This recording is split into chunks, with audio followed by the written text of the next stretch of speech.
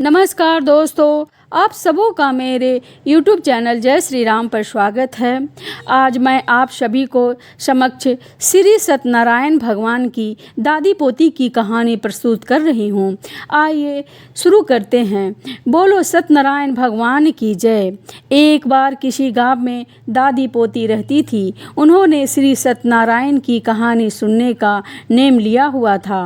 वो एक कलश में जल भरकर और फूल रखकर कहानी कहा करती थी और सत्यनारायण भगवान का नाम लेकर अर्घ दिया करती थी। एक दिन पोती का विवाह हो गया। जब वह ससुराल जाने लगी तब दादी ने सिर्फ एक कलश में जल भर कर दिया और कहा, सत्यनारायण भगवान की कहानी का नेम कभी मत छोड़ना। फिर पोती विदा होकर ससुराल चली और चलते चलते सोचती रही कि ससुराल में सब पूछेंगे कि बहू अपने मायके से क्या लाई है, तो मैं उन्हें क्या बताऊंगी। श्री सत्यनारायण भगवान ने सोचा कि यह लड़की बहुत परेशान है, मुझे इसका संकट मिटाना चाहिए। रास्ते में पोती ने श्री सत्यनारायण भगवान की कहानी कहकर अर्घ दिया। जैसे ही उसने अर्घ दिया, वहाँ हीरे मोतियों का कुंड भर गया। हीरे मोती से भरे हुए कुंड को देखकर पोती बहुत खुश हुई। फिर वह खूब पहन ओढ़ कर ससुराल पहुंची।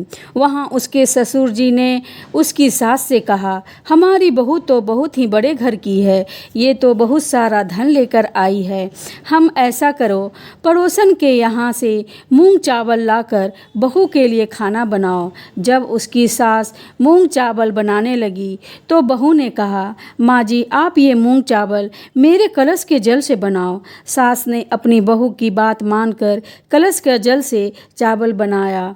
तब देखते ही देखते उसकी पूरी रसोई अनाज और तरह तरह के मिठाइयों से भर गई। यह देखकर पोती की सास बहुत खुश हुई। उसने अपनी बहू से कहा, बहू आओ खाना खा लो। तब बहू ने कहा, अभी तो घर में किसी ने नहीं खाना खाया है, तो मैं खाना कैसे खा सकती हूँ, और मेरा सत्यनारायण भगवान की कहानी कहने का नेम है। तब सास ने कहा, बहू मैं भी कहानी सुनूंगी। फिर बहू ने एक कलश में जल भरकर और फूल रखकर श्री सत्यनारायण भगवान की कहानी कही और घर के सभी सदस्यों ने सत्य भगवान की कहानी सुनी। उनके घर में धन का कुंड भर गया। यह सब देखकर सास और भी अधिक खुश हुई। फिर वह खुशी खुशी पूरे मोहल्ला में श्री सत्यनारायण का प्रसाद बांटने लगी। तब उसकी पड़ोसन बोली, अभी तो तुम मूंग चावल उधार लेकर गई थी, इतनी देर में इतना सारा धन कहाँ से ले आई।